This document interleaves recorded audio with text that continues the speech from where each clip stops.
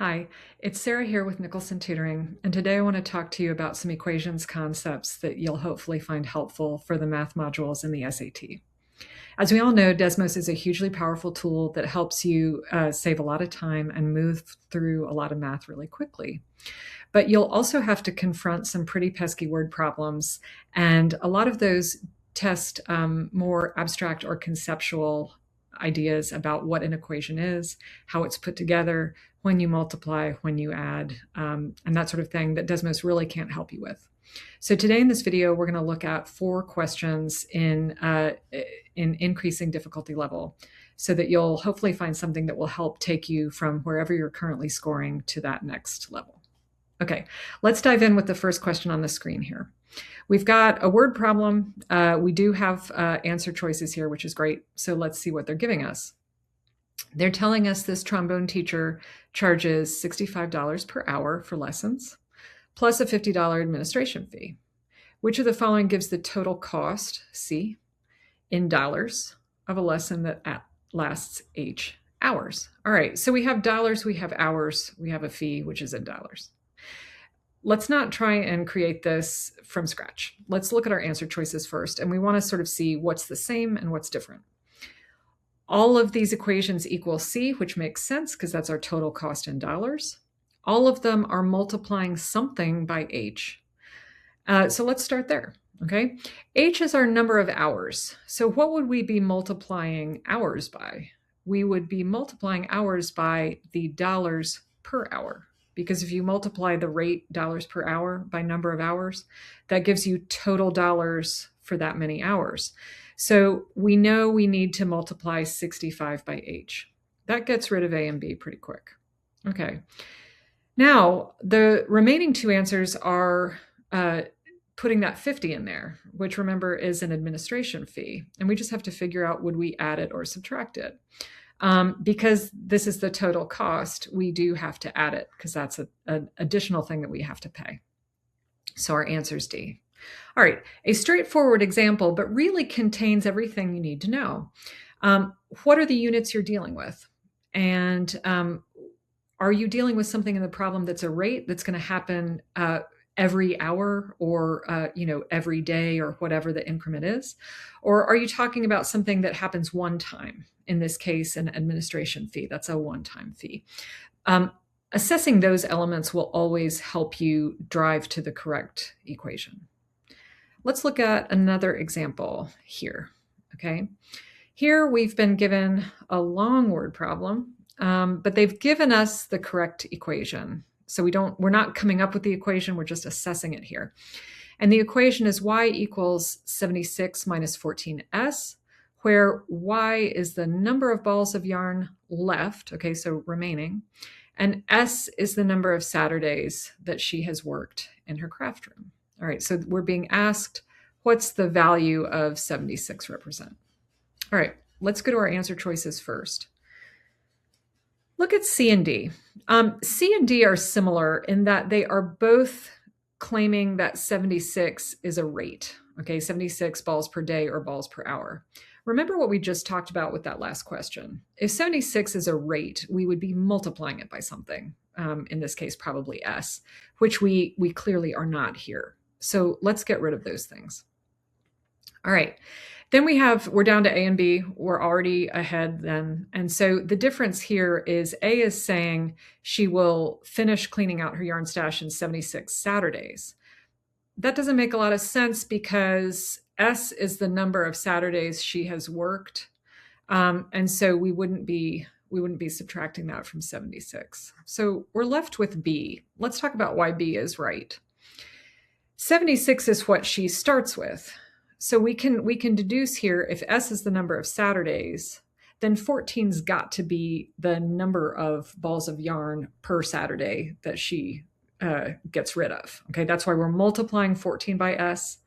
And then we're subtracting that from 76 because Y is the number of yarn balls she has left over. Okay. So again, same idea. When do you multiply? When do you add? Check in on your units. That's going to help you. Now, let's look at a couple harder examples. And again, please ignore the numbers for these questions. I've taken this from the Nicholson Tutoring manual for the SAT. And so the numbers correspond to the drills that they come from, not from the number from the test that you would see them. All right. So this would be considered a harder question than the previous two. And in this question, we're not given answer choices, so we can't really use that. So let's see what we do have. All right. We're told this company is tree pruning for 65 hours for the week. All right. And they've given us the equation 3x minus 7y equals 65. All right, anytime we're given an equation, we already know that 65 is total hours, but we need to know the rest of it. Okay, so x is number of maple limbs. All right, so let's just make a note, number of, I'm just gonna say maple limbs. Y is the number of oak limbs. Okay, so y over here is number of oak limbs, and I'm just going to say number of O. All right. How many more hours does each oak limb take to prune than each maple limb? Okay, so they're asking us about hours here, hours per limb. It feels like we don't have enough information to solve here. And let me stop for a second and tell you why. What SAT is really doing here is they're giving you one equation out of a system of equations. We can absolutely answer the question that they are asking, but we have no ability to solve definitively for X or Y because we don't have enough information for that. But that's fine. What we want to focus on is if X and Y as variables are number of tree limbs, maple and oak respectively, and we are driving towards total hours, then 3 and 7 have to be hours. They have to be hours. And so then we ask, why would we multiply 3 by the number of maple limbs? Well, it's got to be the number of hours it takes for each maple limb. Okay, so 3 hours per limb, it's a rate. Just like 7 is the number of hours per oak limb. Again, it's the rate. So we multiply rates here, and then we get the total hours. So they're asking us, how many more hours does each oak limb take to prune than each maple limb? Well, I can do 7 minus 3 and get 4, which is my answer. Okay. So same idea as we saw in those last two, but ratcheted up a little bit because they're presenting it in a little bit more of a hidden way, and we don't have enough information to solve, which can make it feel kind of confusing. All right, let's look at one more, which is arguably the hardest of the bunch. Okay. Now, I want you to take a second and look at this, and don't do any math. Give me an answer, or say the answer to yourself in just 10 seconds. Okay, how many of you glanced at this and just picked C? I'm going to tell you right now, C is not the answer. It is the most common answer, the most common wrong answer that students pick. And so there are a couple additional points I want to give you with this one, but hang on, we'll get there. Okay, let's see what we have. We have a driveway contractor who needs, he uses 1 truckload of asphalt to cover 340 square feet of property. So 340 square feet per truckload. That's the way I would want to think about that. They've given us a rate, okay? A driveway has a total of K square feet. All right, which equation represents the total amount of asphalt in truckloads needed to cover the driveway twice? How many of you skipped over the twice part? All right, that's what makes this, that's why C is wrong, by the way, and that's why everybody misses this. Because if we have to cover the driveway twice, we're not covering K square feet, we're covering 2K square feet, right? We know it has to equal A, one, because all our answer choices equal A, and also A is the total amount of asphalt in truckloads. Now, just knowing that, that doesn't help us so much get down between A, B, and D. But if we think back to this 340, all right, it's 1 truckload per 340 square feet. So in this case, we're going to divide by 340 because we have the total area of square feet, which is 2K, divided by the square feet per truckload. And that gives us the total truckloads. All right, so we know we have to divide. That gets B and D out of there. A, believe it or not, is our answer because we can simplify this to that. Now, tricky.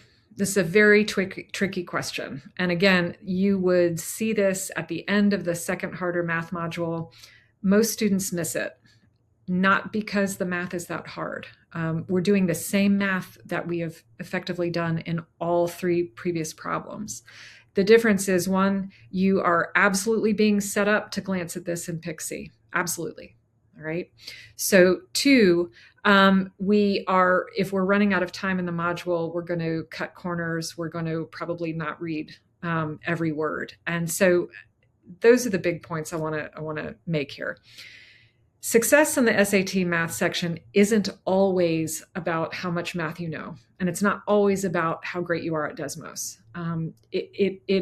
A big part of it is how meticulous are you? Will you read every single word of every problem and not let your brain just autofill the rest of it? Okay. If you do that, if you read carefully, this is not that hard of a problem. It's the same. It tests the same concepts we've looked at now for three problems. So, but it does it in a way, and they set you up big time to get a bad answer. I'm not going to lie. It's pretty devious. So just to recap, when you're looking at these equation-based word problems, you really want to pay attention to your units. You want to read carefully and break this stuff down into smaller bits. All right. Work at it methodically. You want to pay attention to when you add, when you multiply, when you divide. Look at your answer choices. What's the same between all of them? What's changing between all of them? Read really carefully. Understand that this information does not have to be presented to you in the most user-friendly way, and it often isn't, okay? So read carefully. Like I say, don't autofill. Read it like you don't know what's coming next. It will help you avoid these kinds of errors. If you want more help with math or verbal, SAT or ACT, please follow Nicholson Tutoring. We're on YouTube and Instagram and Facebook. We also have a lot of information on our website at nicholsontutoring.com, and stay tuned to hear more from us. Take care.